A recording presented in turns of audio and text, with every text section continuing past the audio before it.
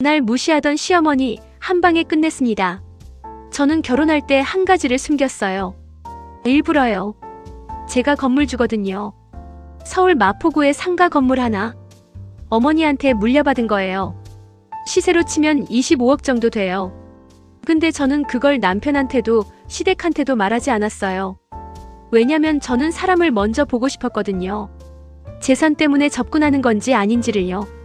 남편 진우는 처음엔 괜찮아 보였어요.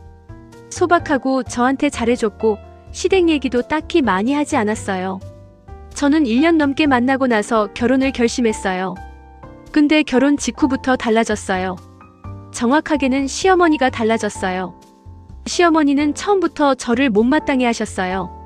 직업이 평범하다고요. 저는 중소기업 마케팅팀에서 일하거든요. 월급이 뻔히 보인다고, 집안 살림에 보탬이 안 된다고 노골적으로 말씀하셨어요. 진우는 옆에서 그냥 있었어요. 말리지도 않고요. 시어머니가 하시는 말씀 중에 반복되는 게 있었어요. 살림 미천이 있어야 한다고. 진우 앞으로 뭔가 있어야 한다고. 처음엔 그냥 잔소리인 줄 알았어요. 근데 패턴이 보이기 시작했어요. 제 명의 통장을 물어보셨어요. 적금은 있냐고. 부모님한테 받은 게 있냐고. 저는 적당히 둘러댔어요. 많지 않다고 모아둔 게 별로 없다고요. 그러자 시어머니 태도가 더 노골적으로 바뀌었어요. 뭘 해도 구박이었어요. 반찬이 싱겁다, 청소가 엉망이다. 친정 식구들이 왜 이렇게 자주 연락하냐. 처음엔 제가 참았어요.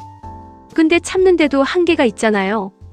결정적인 순간은 시댁 식구들 다 모인 자리에서였어요. 시어머니가 대놓고 이러셨어요. 진우가 이렇게 고생하는데 와이프가 보탤 게 없으면 어떡하냐고. 집 한 채라도 있어야 남편한테 떳떳한 거 아니냐고. 저는 그 자리에서 웃으면서 넘겼어요. 속으로는 이제 됐다 싶었어요. 사실 저는 결혼 전부터 한 가지를 준비하고 있었어요. 만약 이 결혼이 재산 때문에 접근한 거라면 그걸 증명할 수 있어야 한다는 거요.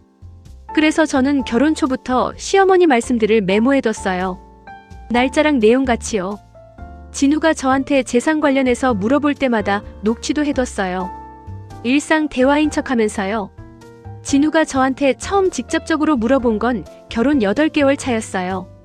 어머니가 너 명의로 뭔가 있는 거 아니냐고 물어보셨다면서 혹시 숨기는 거 있냐고요. 저는 없다고 했어요. 근데 그 대화를 녹취해뒀어요.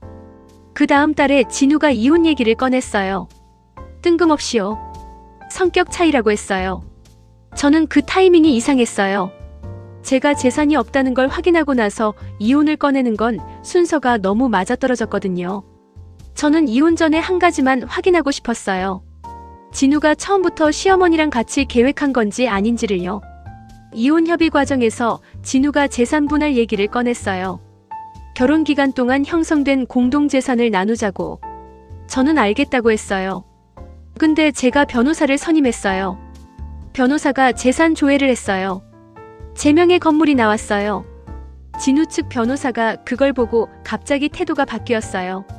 재산 분할 범위를 건물까지 확장하자고 했어요. 저는 그때를 기다렸어요. 변호사한테 미리 준비해둔 자료를 다 넘겼어요. 시어머니가 결혼 초부터 제 재산을 탐문한 정황, 진우가 직접 재산 여부를 물어본 녹취, 재산이 없다는 걸 확인한 직후 이혼을 제안한 타이밍. 그리고 결혼 전에 제가 따로 공증받아둔 서류도 있었어요. 건물은 혼전 재산이며 결혼 이후 어떤 형태로도 공동재산에 편입되지 않는다는 내용이었어요. 법원에서 혼전 재산은 분할 대상이 아니라는 건 기본이에요. 근데 진우 측이 건물 관련 수익이 혼인 기간 중 발생했으니 그 부분은 분할 대상이라고 주장했어요.